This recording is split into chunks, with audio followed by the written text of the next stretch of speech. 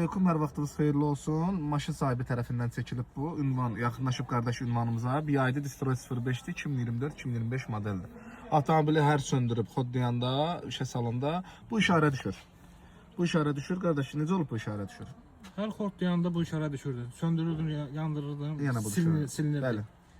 Maşını da yeni almışam. Sahibinə dedim ki, bəs belədir, mən maşını yeni almışam. Bu niyə belə gəlsin? Yəni mən Bəli. yəni bir 2 aydır gəlməyib ki.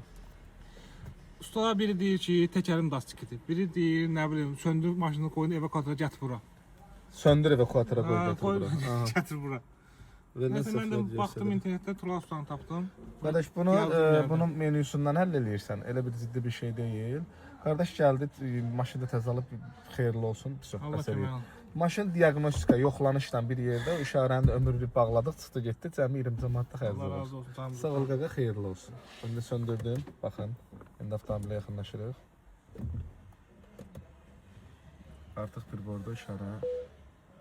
Bir dənə benzin Benzin azalmağı yoxdur, göstərir. 0 kilometr göstərir, normal.